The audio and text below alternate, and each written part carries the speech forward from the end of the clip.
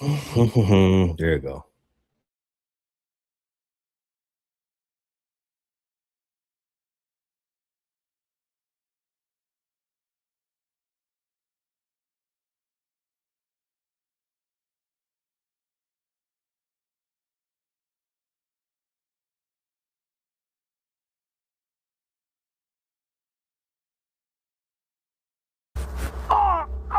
Call an ambulance! Call an ambulance! But not for me. It is the day after the MLB All-Star Game, or better known as the most boring day in sports. There was a soccer game today, I saw. Yeah. Other than when, people feign like they like soccer, there's really nothing going on the day after the MLB All-Star Game. Football's still a week or so away. Obviously, there's no baseball, and no disrespect to WNBA.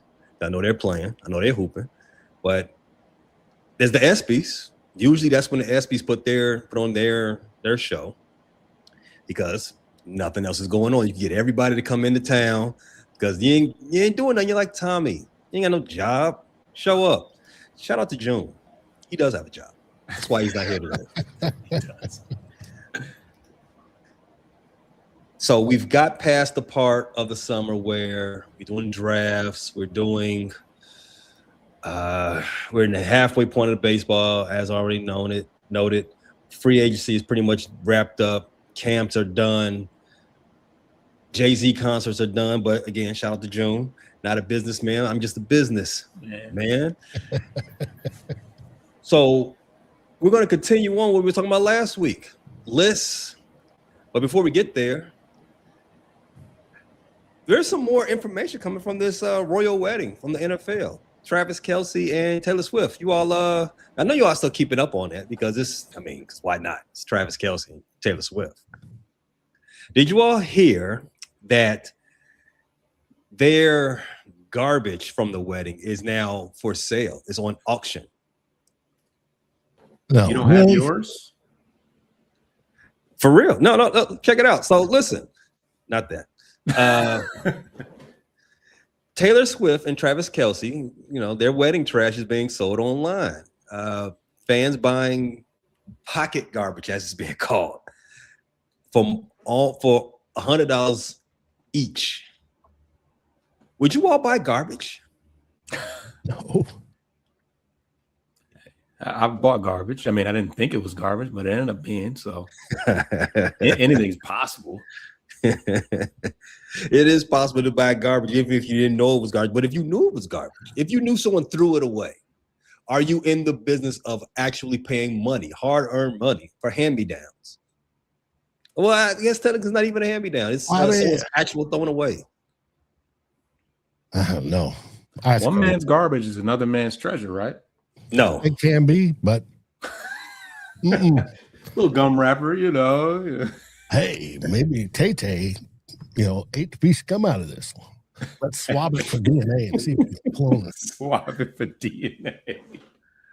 Listen, man, your half-eaten piece of cake, it's not valuable to me. I don't care whose cake it was now. Well, if it was scissor. There was probably some nice cake in there now. If it was scissors cake, you getting my money. You're getting my money. But anyway, I just find that a little weird. We're in a very weird timeline. People are doing a lot of weird stuff. But while we're on the conversation of trash, let's segue to the Packers. Yeah. So by all means, right? So again, an extension of what we talked about last week. Lists are all the rave during the summer. It saved our lives. It saved the world during the pandemic. We had nothing else better to do but just make lists. And watch The Last Dance from Michael Jordan and the Bulls. Save the world. And Amazon. They also save the world too. But what we got going on for lists as it relates to the Packers and NFL as a whole is PFF, ESPN, so on and so on, a bunch of other aggregators and publications. They got their top list out. So I'm going to drill down to just two because there's a lot of lists, but I'm going to drill down in particularly PFF and ESPN. ESPN got their top. They've been having a rollout this whole month. Top wide receivers, top interior linemen, top offensive tackles, so on and so on, quarterbacks. So this is what ESPN and PFF have for the Green Bay Packers.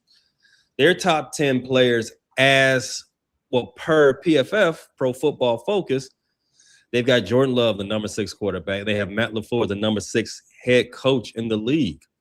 Their top 10 players by ESPN, Micah Parsons, the number 2 edge in the league. Tucker Kraft, the number 6 tight end in the league. And Edgerrin Cooper, the number 9 linebacker in the league. Fellas, just scanning over that.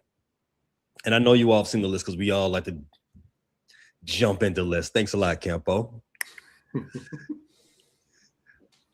Do you all agree that, before I even ask if you agree with the thing that stuck out to me, what about the top Packer players jump out to you? Anything you vehemently disagree with, or just right? I vehemently disagree with their professional quarterback being ranked 6th. Bingo. That's absolutely crazy. Bingo. But that puts him below the top 5, right below the top 5. In the top 5, everybody considers to be about the same. You got Mahomes, you got Lamar Jackson, you got Josh Burrow, you got Allen, right? Those guys are the cream of the crop. And then you put Jordan Love. Are you kidding me? Not even close. I'd rank him down there like they ranked. I saw somebody else rank the wee widow one at 29. Damn. I wouldn't be too. You don't sound that upset there. There, Dave. I'm not. It is what it is. We're fine. And it is what it is, right? But these are the type of things we love about lists. It gets our juices pumping. It gets us ready for the season. But number 6 for Jordan Love, that's crazy. That's it's ridiculous. Asinine. B. Foster, what did you think about that? No, yeah, that's crazy. I mean, the top 5 is pretty consensus. I think that no one really argues. So for him to be just outside of that is that puts him in a pretty top-notch area. So yeah, even Matt LaFleur, what did they say, 6? No, number 6 head coach Matt LaFleur. I'm gonna go there next. Oh, I've got something to say about that. That was ridiculous too. But them putting Jordan Love in the top 6 of quarterbacks was really egregious. Now, I will say this because we did do a whole episode on this Frustrated Chicago Sports Fan channel. Me and my boy Q, we did break all this down. Understand, PFF, they are really, really analytical, right? They are more so I more so go to them when I'm looking for fantasy insight.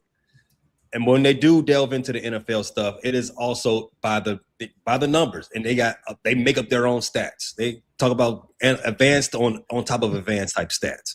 Right. So I will give them that out. But here's what they said about Jordan Love. They say Love took a big step in 2025. I didn't see it. He's combining his efficiency with consistency. I didn't see the consistency. He led all qualified quarterbacks in EPA per dropback, whatever that means. While his 88.7 PFF passer grade and 2.97 wins above replacement both ranked among the league's top 3. The Packers quarterback was particularly impressive when pressure was kept at bay. Now, that I agree with. I saw that firsthand.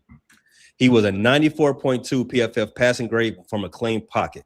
He also continued to create explosive plays without putting the ball in harm's way, pairing a 5.9% big-time throw rate, which is 5th in the league, with a 2.6% turnover-worthy play rate, 9th in the league. 2 words for everything I just read: mumbo jumbo. Yeah. I didn't know they had war in football. wins above replacement. I didn't know that was. I know baseball. That's no. Yeah, it's a baseball stat that they take to all sports now. I guess well, that's crazy. No, I don't even like for baseball. It's been over at PFF for years now. Yeah, war. I like it in baseball. I kind of live by that, but that's probably flawed too. No, it's flawed. I don't like it. It's flawed. I mean, because you got watch the Holy Cow show over here at the Frustrated Chicago Sports Fan channel. But Shohei Ohtani is a 6 WAR. Not to go too deep into baseball, but Shohei Ohtani is a 6 WAR this year. PCA is a 5.8. If they continue their trajectory, they're going to have some of the best seasons of all time. Ohtani deserves that playing 2 different positions. Everyone plays 2 different positions unless you're a designated hitter. I mean, he's a pitcher. He's a pitcher. He's the best pitcher in the game. I think WAR is a little bit trumped up. But in any case, we all know that Jordan Love's ranking is a little bit bogus and is sitting on fluffed up stats. But the number 6 grade for Matt LaFleur is what really made me take a seat. We've talked about it ad nauseum. Matt LaFleur has had the Packers at a number 7 seed 3 consecutive seasons, 3 straight seasons making the playoffs and losing in the first round. Do you think that you could be top 10 in your profession if you have that in your most recent memory? Absolutely not. Dave, we went back and forth early in the offseason about we think they're going to fire Matt LaFleur. The conversation was loud about Matt LaFleur. Packer fans would tell you, Matt LaFleur, get him up out of here. A good portion of their fan base would say, we're good on this. We've seen what we need to see. Let's get a new guy in here. How can you be top 6? Coach, and they're talking about firing you. The argument doesn't stand up. I mean, expectations, because the Packers are Packers are a team that always have. They're kind of like the Cowboys, where it's like people kind of always expect them to be good, and they're just meh. But yeah, I mean, getting sent home in the first round year after year after year. I mean, at some point, it's got to count. It's got to mean something. Overly glazed was the term you were looking for there, Foster. Like the Cowboys, gassed up for no reason. They're not that good. Yeah. Year in and year out. We hear about them, but we don't see them really actually. We hear the barks. We don't see the bites. Where is Dak Prescott as far as the Jordan Love? I mean, as far as in comparison to Jordan Love, is he like kind of right behind him? So on that list, that's a good question. On that list from PFF where Jordan Love was ranked number 6, you had Dak Prescott at number 8. Okay. There you go. Makes sense. ESPN has it a little bit different, but okay. They do. Yes. Going back to their list. So let's look at the ESPN. Their top 10 players that the Packers have. Micah Parsons, number 2 edge. Tucker Kraft, number 6 tight end. Adrian Cooper, number 9 linebacker. You all have any gripes on that? I think that's all pretty fair. I think Cooper's a very good linebacker. Tucker Kraft, when healthy, he is probably their best offensive player. Micah Parsons, when healthy, is devastating. Yes. Very, very devastated. We all took off our hats and threw it on the floor when they traded for him. Like, I can't believe this nonsense. Right before the season. But okay, I think we've established a through line here. PFF, watch yourself. You're flying very close to the sun. Calm down. Let's move on. Let's talk Lions. Detroit Lions. They were very represented by both publications, ESPN and PFF. They put me to work making this little graphic. So many names. A lot of typing. So many names. So, False, which one you want to start with, ESPN or PFF? ESPN's the bigger list, so let's start there. ESPN has 7 players from the Detroit Lions ranked in their top 10 of their position, starting with Number 1, Penei Sewell, the number 1 offensive tackle. Then you got Amon-Ra St. Brown, number 5 wide receiver. Jahmyr Gibbs, number 2 running back. Aiden Hutchinson, number 5 edge. Sam Laporta, number 4 tight end. Jared Goff, number 9 quarterback. And last, Jack Campbell, number 5 linebacker. False. I remember when you all drafted Jack Campbell, I said that's a good player. That's a good player.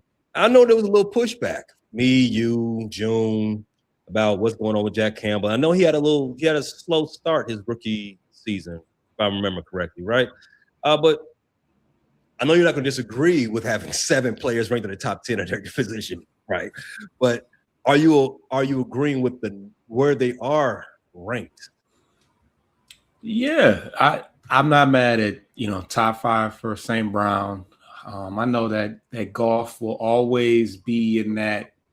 He'll never be considered. I don't think he'll ever be considered a top 5 until he really, really wins something, which we pull him for. But I'm not mad at him being top 10 in his position. And then, I mean, honestly, the only reason why we don't have some guys from the secondary in there is because they were injured most of last year.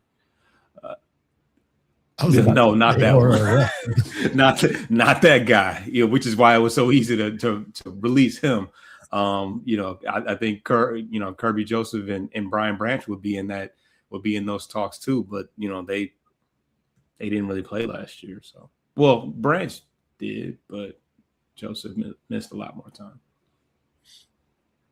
What do you think, Dave? What about ESPN's rankings for the Detroit Lions? I think it's fine. They've got a bunch of good players. The question is, can they put it all together and win something? Can they stay healthy? Is the case. Stay healthy. Yep. Yeah, Laporta included, because he's top 4 tight end, but he missed a good chunk of last year too. That's the person.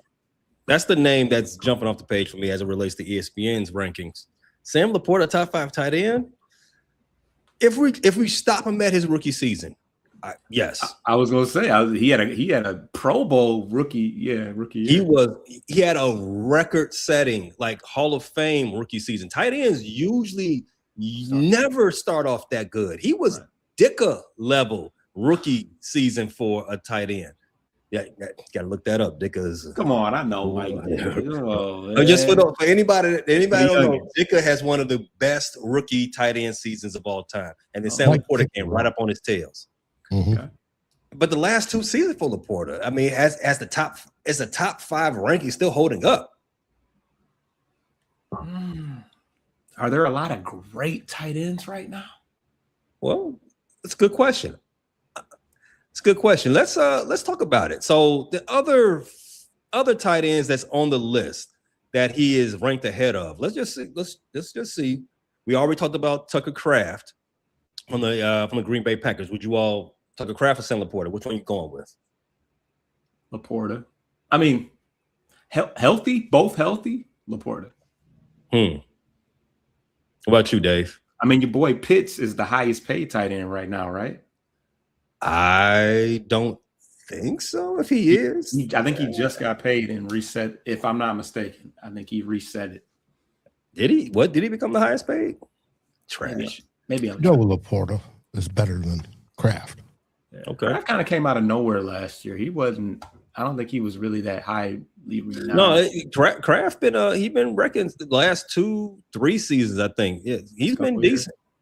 He's only I think he's only in his 4th season. I think this will be his 4th season. Yeah. I don't know why. I feel like he's older. But yeah. He's still young. I think he's only 25. Yeah, I think Laporta might actually be older. No, they're the same age. Crazy. So Tucker Kraft is number 6 on ESPN's list, followed by Colston Loveland from the Chicago Bears. You got Kyle Pitts following him up, you all say is the highest paid tight end in the NFL right now. I'm not going to debate it. I just think he's overpaid, no matter how much he's getting paid. No matter what.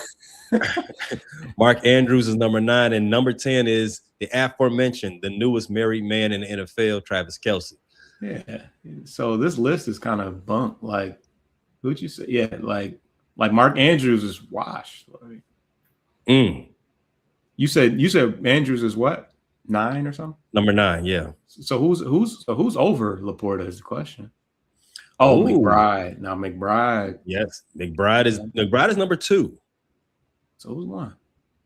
Number one is easily. I don't think easily because I think McBride should have been number 1, but Brock Bowers is number 1. And you got George Kittle number 3, which I have some concerns about as well. So yeah, this list is kind of. I mean, the group is kind of weak to me. Kittle's is. I mean, Bowers. I would have never. I mean, he's playing for a terrible team, but I would have never guessed Bowers. The same thing I said about Laporta is the same thing I say about Bowers. Rookie season, sure, great. But after that, what happened?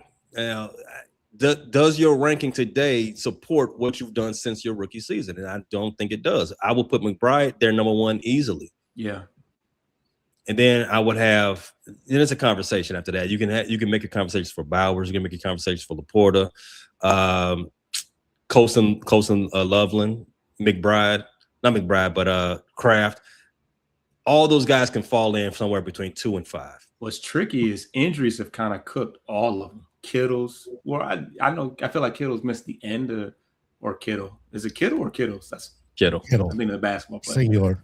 But yeah, I know Kittle got hurt at the end of last year, but Laporta, a lot of them dealt. Kraft, obviously, they all kind of dealt with injuries that kind of. Where's Hockenson? He didn't make the list. Was it top 10? Mm-mm. Yeah, it's a top 10. Hockenson was not even in the outside looking. Honorable mention. Wasn't even in. No, he wasn't in the honorable mention. He was in the also receiving votes. So there was a top 10, and then there's the outside looking in, and then there's the also receiving votes, and that's where T.J. Hockenson landed on that list. He was first in that list. Yeah. How mighty have fallen. Did you guys see the Athletics reporting on how they did a story on how different positions age and which positions, how to evaluate them when they're in their prime, and by the prime, when they got the highest AV scores? How did they say they aged? Huh? How did they say they aged? Tight ends are real good their rookie season, and then they drop off the planet of the earth, or edge of the earth, and they come back about 26, drop off at 27, 28, 29, 30, they're good. Drop off 31, 32, they're good. The prime years for a tight end per Pro Football Reference and gathering their AV is 33, 34, 35. So Kittle's in his prime? That's what this study did. And the study was since it was 2020 through 2025. What's the explanation into how that happens? Well, it's how Pro Football Reference, how they compute the AV. So it's yards, it's touchdowns, it's all sorts of things that go into that. And then they rank points wise. But the rationale, like in how that and why that happens, though. I don't know. Well, Pro Football Reference, it's an aggregated stat page. So right. And it's taken all of football. 100 years worth of football data. The most they can gather is all there. And then they rank it by AV. That's their stat. And I find that absolutely fascinating that tight ends are that. Most positions, it's usually older than people think that they get the most productive. Now, that doesn't mean those players last that long. You know, there's still the average of the average NFL player career lasts 3.5 years type deal. But the ones that do stick, the more productive ones, happens for tight ends 33, 34, 35. Then they hook up with payday. You want to keep your tight end longer than not long. So that's why the Baltimore Ravens chose to stick with Mark Andrews for this long, huh? Okay. Let Isaiah Likely walk. Where did he go? Sense, I forgot where he ended up. I have no idea where he went. That's why T.J. Hockenson took a pay cut to stay. I know the skull heads like that. Move them around. All right, so the other list that Detroit has, the PFF list. So 4 names there. You got Dan Campbell coming in at number 5 head coach, 1 ahead of Matt LaFleur. So, which I think is both crazy.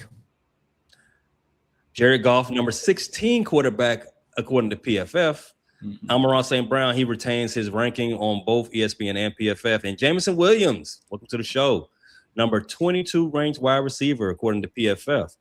So Dan Campbell, number 5. I'm gonna spoil the surprise for everybody. This out of all the rankings that we're doing between both sites, best coach in the NFC North, because KOC and Ben Johnson were not represented in the top 10. Right, which is fine. But you said you think it's crazy that Dan Campbell's number 5, Dave. Yeah, because why is that? Well, that was PFF, right? Yes. Okay. If it was ESPN with the football execs and all that, I would say that's crazy. Why I say it's crazy is because Dan Campbell, even though the Lions have had their best few years in their history this last few years, under his leadership, they haven't won anything. They've won the North a couple times, but that's it. There are Super Bowl winning coaches that are still coaching that I would say are better. Now, I love Dan Campbell. I think he's a heck of a motivator. If I was in my youth, I would have loved playing for him. I think 2 things. Yes, he is great on TV. I love watching Dan Campbell on TV. His interviews, magic. But I think, according to their list, again, we did a long show on this. I don't think anybody will argue with the top 3 coaches from PFF. You got Andy Reid, Sean McVay, and Cal Shanahan. I don't think anybody will argue that top 3. Dan Campbell being the top coach in the NFC North, I can't really find a real good argument to be mad about that Matt LaFleur being number 2, while I don't like it, I definitely don't think he's a top 10 coach. But him being number 2 in the division while he's on the hot seat, it's a little weird. But I'm not saying he has more wins than LaFleur, I believe. Dan Campbell? No, than LaFleur. LaFleur. Yeah, LaFleur is I believe, he's 76-40. 76-40-1 in his 7 seasons with the Packers. Cool. That's a good record. His first 2 seasons with the Packers, he went to the championship game. No. It's great. It's a nice record. First 2 years with the Packers, he went to the championship games. Didn't win them, obviously, but I think that first time getting in, he had a little fluky, because they played the Packers. The other team they would say he's a little overgassed. But in any case, because the Packers choked, not because the Cowboys choked. But since then, we definitely talked about it. 3 straight 7-seed seasons, 3 straight losing in the wild card round. I don't know how you can put all those things together and still say top 10. Now, whether you're top 2 in the division, that's another argument. Because I'm not saying this as a Bears fan who hates on the Packers, because I could. Who's gonna check me? But because I don't think Ben Johnson should be in the top 10. I'm not advocating for him to switch spots. You know what I'm saying? Ben Johnson's a rookie head coach. 1 season done it. I've said it for any time.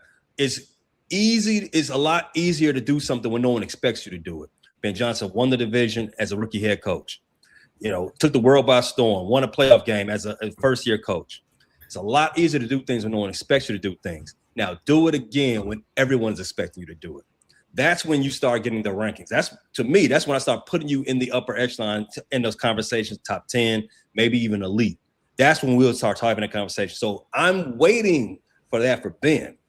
I ain't got no animus for Matt LaFleur and his rankings based on me being a Bears fan and wanting to prop up Ben. Ben gonna already handle his business when the time comes. But the argument just doesn't sound right saying Matt LaFleur, hot seat, also top 6 head coach. number two head coach in the division. It's just those things. It don't mesh. It's not, but that one is hot seats generally generated by fan sentiment. No. This is a unique situation in Green Bay. They switched up their leadership. It's a new Boston town. Well, and new boss. Yes, I agree. New Boston town. You need to show some results, Matt LaFleur. I'm sorry for you. I'm gonna just let you know. I have the time stone. I have a crystal ball. I've seen your future. So Dave, do you think Vrabel should have jumped Dan Campbell in the rankings? He's at like 7. Matt Vrabel's. You talking about the cheater? I'm sorry. The or 9. I mean 9. Yeah, he's number 9. 9. Should he have jumped LaFleur? No, well, I'm saying. Well, you said that there's Super Bowl. Well, he made the Super Bowl. He made the Super Bowl. Yeah. Obviously, he lost. Right. And his marriage. Well, I don't know if that's the case. I haven't read that, but he put it under strain. That he did. Wasn't he a rookie or second year head coach? He was the first year head coach with the Patriots, right. And he had 4 seasons with the Tennessee Titans. Yeah. Would I put him above LaFleur? No, I'm saying Campbell. Well, you said Campbell was crazy. You said it was crazy for Campbell to be 5. As if he was too high because you said there was. I guess you said that there was Super Bowl winning coaches that I would have thought slid in there before Campbell, but no, Vrabel and Campbell I think are about equal. Because I mean, Campbell's what, a year removed from like a 15. What did they win? 15 games in 1 year. 15-2. They fell back. They definitely fell back last year, but I mean, yeah, first round bye 2 years ago and 3 years ago they won the division. I mean, they kind of holding it down. Yeah, but let's see what he does when Ben Johnson's gone.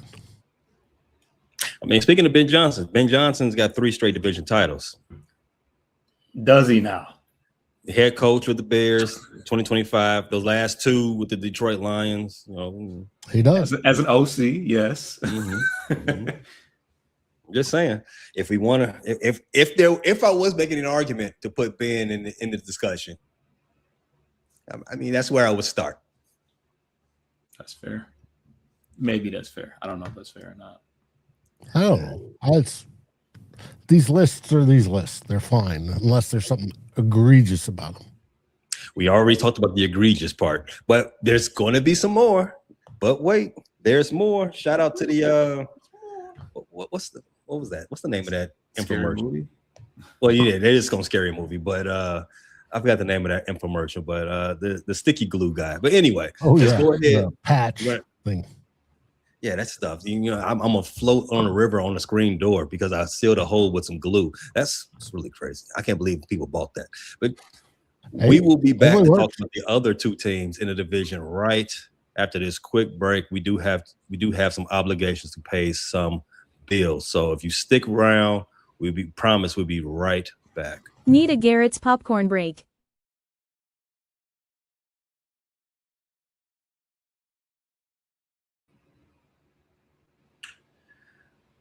So Dave and Foster, we still do have the Vikings and the Bears to talk about. Let's go ahead and talk about the Bears.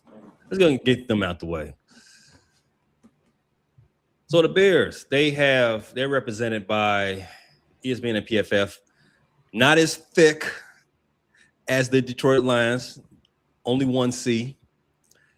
Top 10 players by ESPN. Coastal Loveland, number 7 tight end. Darnell Wright, the number 6 offensive tackle. Joe Thuney, number 5 offensive guard.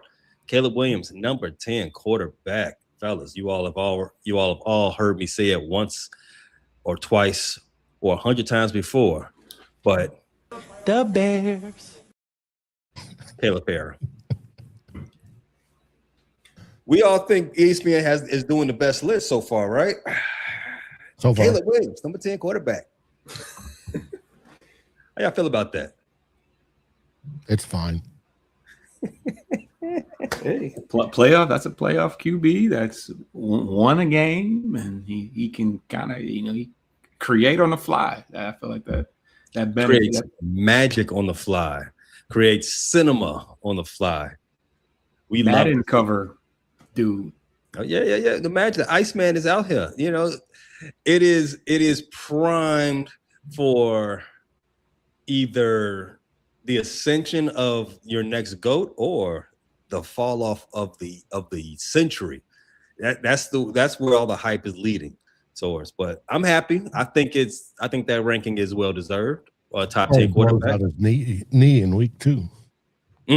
Dave, don't speak that type of stuff into the universe. Don't do that. That Norse magic will not work here. Okay.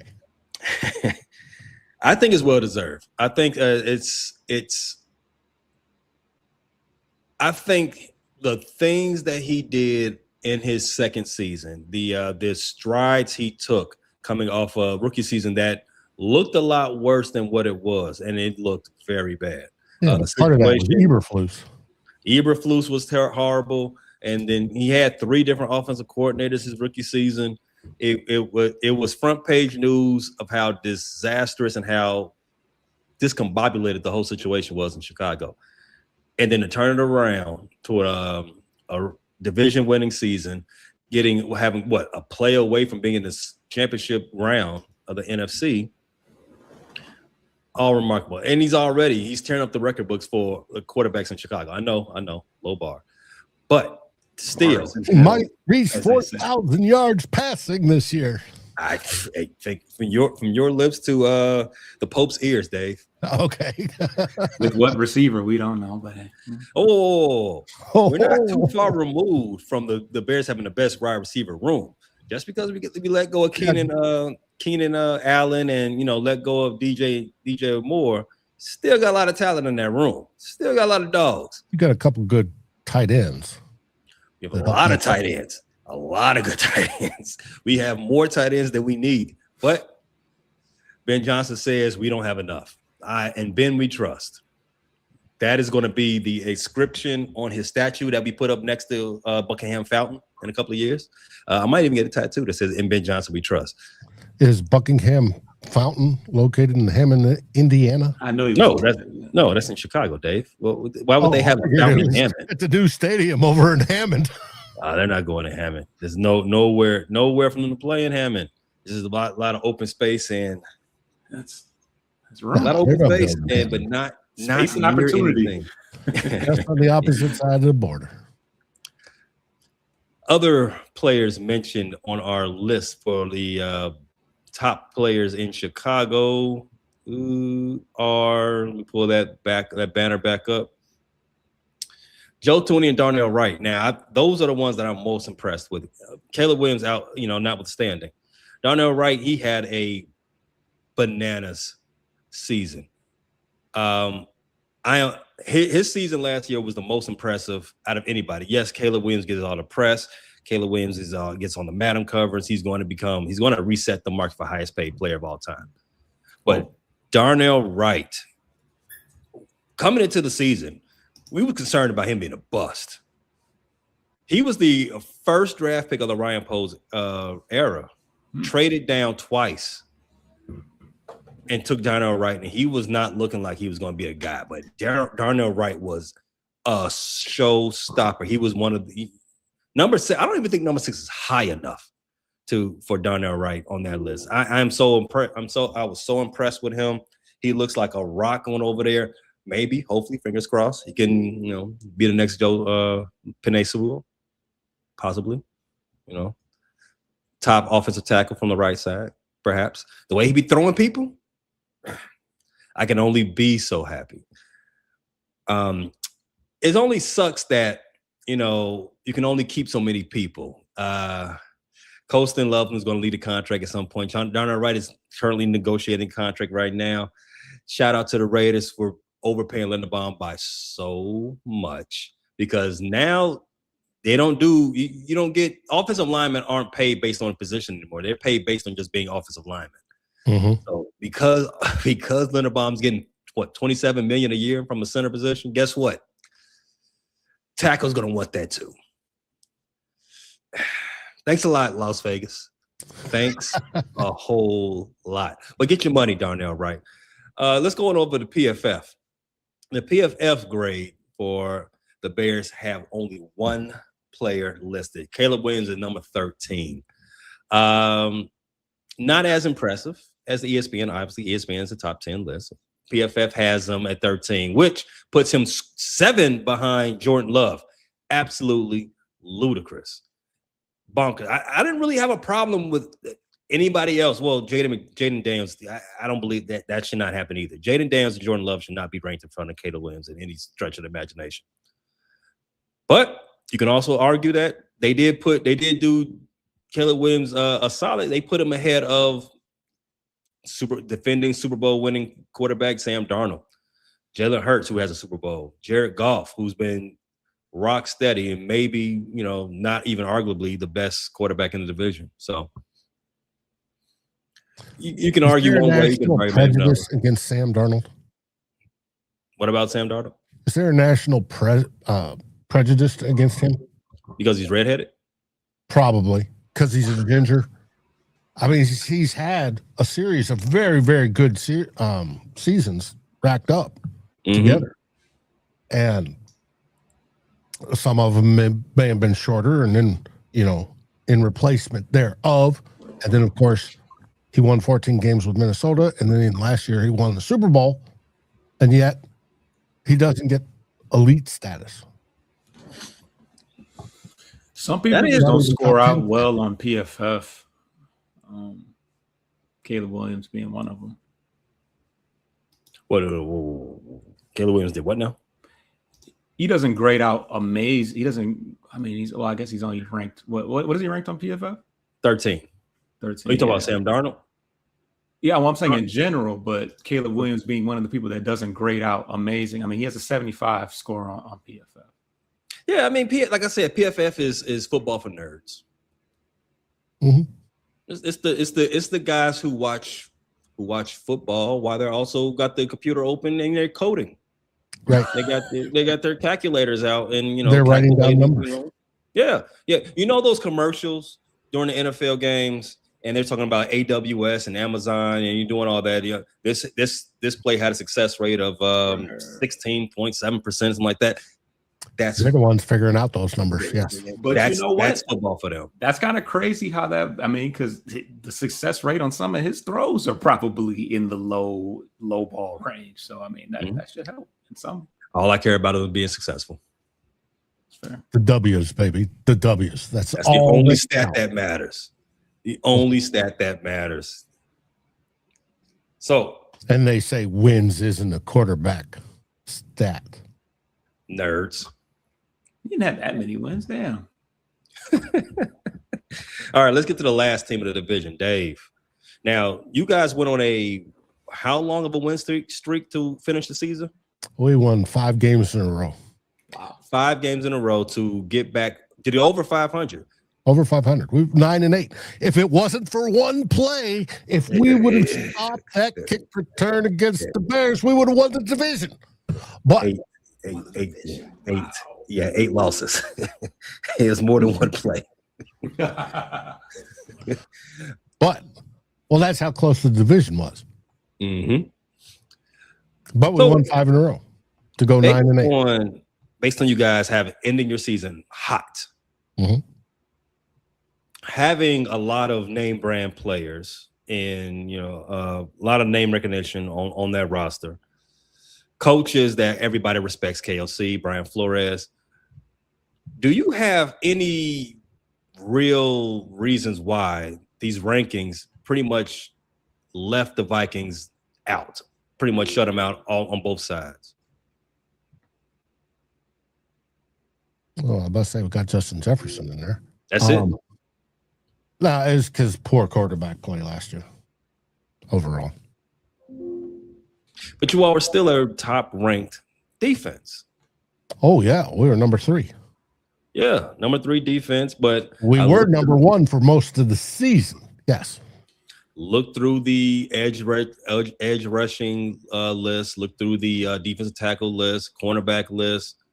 No Vikings. You asked the question about the redheaded stepchild who's currently holding the Lombardi. Super Bowl trophy. You asked about the ginger. If there's a ginger ism going around the NFL, is there a general skull dissension, hatred in these lists? Is ESPN hating on the Minnesota Vikings? Oh, the Minnesota Vikings, per the national football media, is generally considered a lesser team because it's a smaller market. We're not one of the 5 or 6 teams that drives the NFL. We're not a big city team like Chicago. We're not the Green Bay Packers that have, they're up Roger Goodell's backside. And so we tend to get dumped on. We're flyover country. And that's fine. I've seen it my whole life. It's going to be until we win one. We got to win one. Just one. Just at least one. But yes, just one. Just one. I remember the last one we were at. I was 13.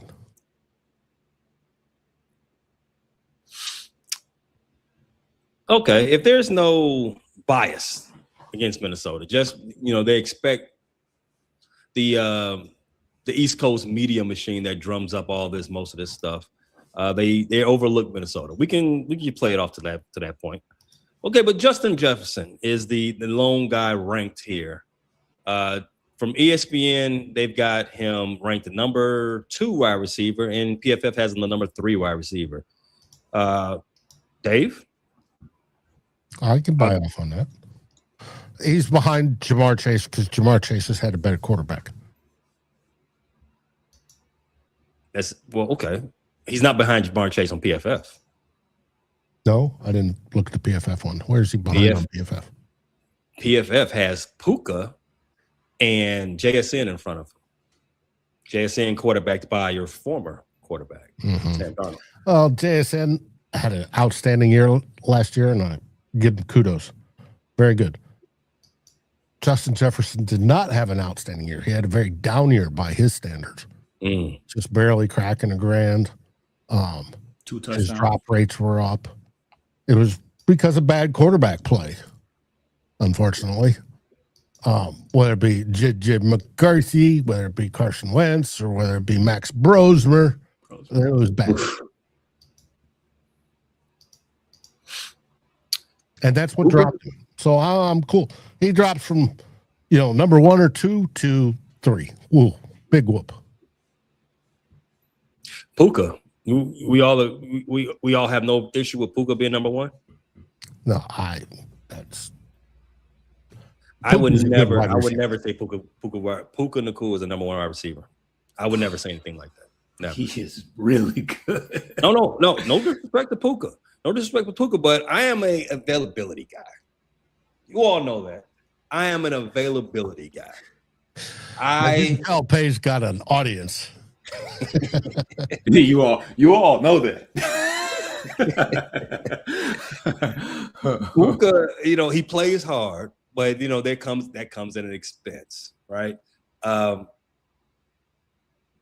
It's just for him. Now he makes dog catches. He makes catches all over the field. He can high point the ball. He has strong hands. He can catch it in the middle. He can catch in traffic. I love that. Catch it at his shoelaces. The whole works. Yeah. He's good.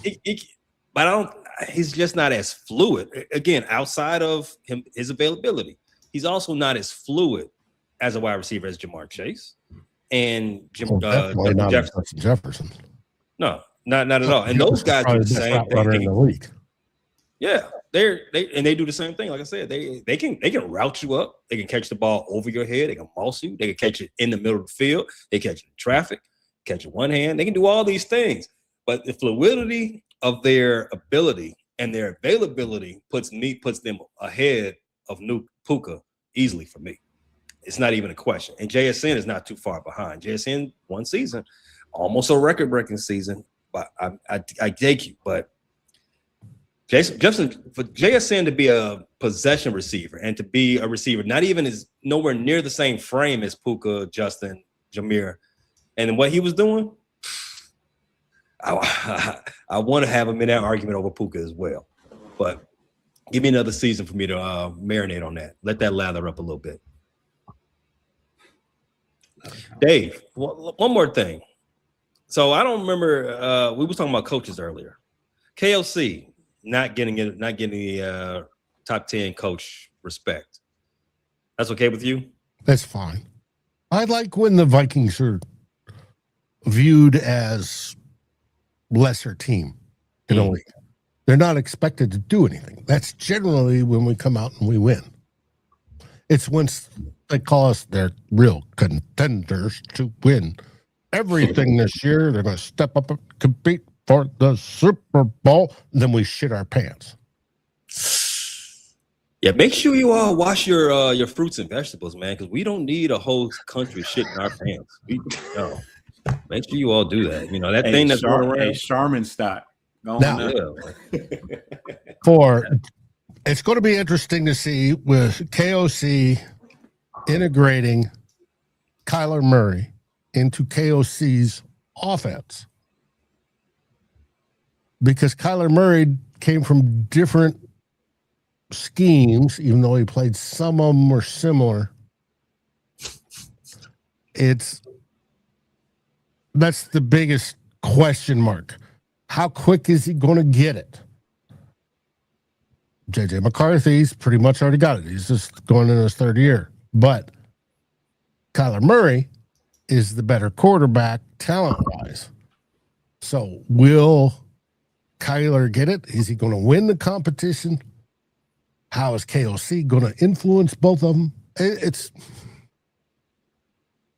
KOC won Coach of the Year, but so did Stefanski. Stefanski won it twice, and he got fired. True. Now he's in Atlanta. Oh, that's where he is now, huh? Mm-hmm. I didn't know and Wentz he's was probably in Minnesota until just now. happy about that. Yeah, he's got Tua on his roster. Why would you be happy? No, but he's out of Cleveland. And doesn't have to put up with that headache. Or just living in Cleveland in general. Well, I mean, one quarterback controversy for another. Uh-huh. Neither one are the answer for neither one is on the roster. So, and he's got to, and the coaches got to flip the film around so they look both their guys look right-handed. As a commenter says, and we are 1 week away from training camp, guys. Have you all got any tickets to go to the camp? You said just one? Well, 10 days. 10 days rookies start to report. So, I mean, you can, if you're as anxious for football as I am, 10 days equals a week. Okay. Well, I mean, who's playing in the Hall of Fame game this year? They're going to start early. Yeah, that's a good question. I don't even think I know that. It's not us. Last year, but not this year. But I know our rookies, everybody's in camp the 28th or 29th. And the rookies report a day earlier on my side. And they're like 1 or 2 days earlier on you guys' side. Ooh, it's going to be a barn burner for a Hall of Fame game, guys. Are you all ready for this? Arizona at Carolina. Well, Arizona plays Carolina in Cleveland. Yay. All the stars are going to be out. Even better. Well, not in Cleveland. They're down in Canton, aren't they? Well, yeah. That's what I meant. Canton, Cleveland. Just say Ohio. Ohio. That's right. Doesn't matter whether it's Cleveland, whether it's Cincinnati, right, Tim? That's a swear word. No disrespect to Cedar Point. I like Cedar Point. All disrespect to no disrespect to Cincinnati. Cincinnati's a fun city. I like Cincinnati. Yeah, but Columbus, Cleveland, Cincinnati. I mean, Toledo, Dayton. Get out of here. No, we have rookies reporting the 26th. Okay. Did you say you all? I know Tyler Fornes is going to be loud and proud and in the building. Any representation from the Bleachers to Speakers crew? No, they too football crazy around here, man. You still can't. They still haven't given up on us yet. So pretty unattainable ticket.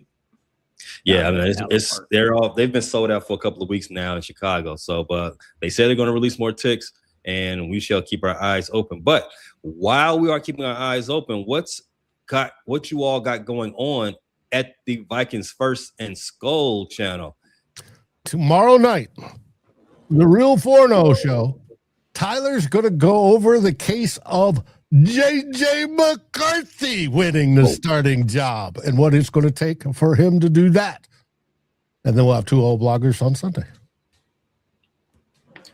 Well, that is going to be an excellent dissertation. Well, knowing Tyler, it's a huge step for him to admit it is possible that J.J. McCarthy actually defeats Kyler Murray for the starting job.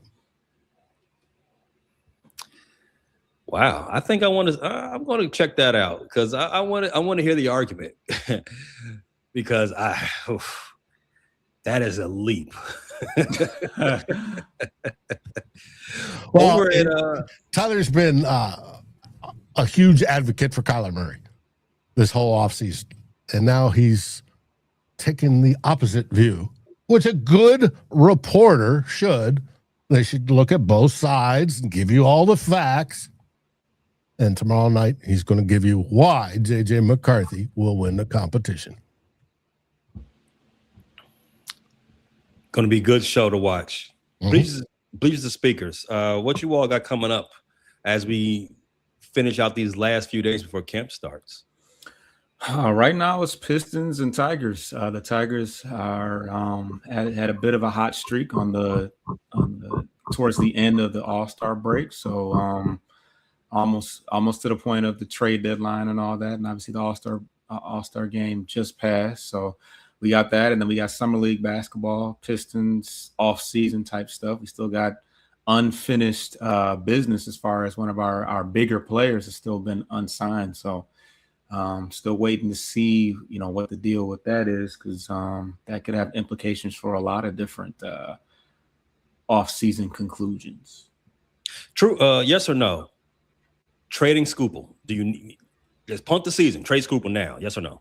I honestly, I think that you're not even punting the season trading Scoobel. Our starting pitching staff is pretty strong, and we don't even win all that often just because he's pitching. And part of that is because he can only go 5-6 innings. So I think we have an ability to sell him off and still buy an all-in-one, because the Dodgers don't want him going anywhere else. So they're going to give us the haul that we need, I think, when it's all said and done. I think whomever eventually assumed Scooble's new address for the remainder of the season played themselves, because they should have traded for Scooble weeks ago. So in case it doesn't work out, you can trade him away again. You say that concept, but I don't see that happen very often. It's a thing. It's possible. It's possible, especially when you got the Dodgers still sitting around there. Like, hey, come on. You can always play the Dodgers up, right? Because they got FU money. They don't care. They don't. I don't think they have an accountant on staff. So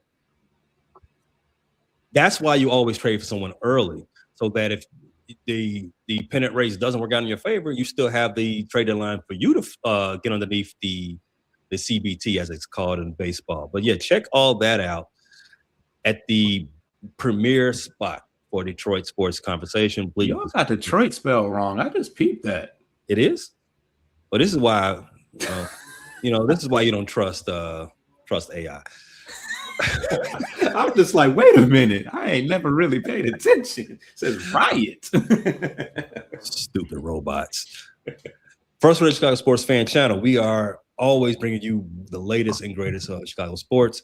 Cubs and Sox resume play Friday. The Cubs will be hosting the 2 Minnesota Twins, and the Sox, we will have an episode for them as this week, before this week's end. JJ3 and Harry get on your business.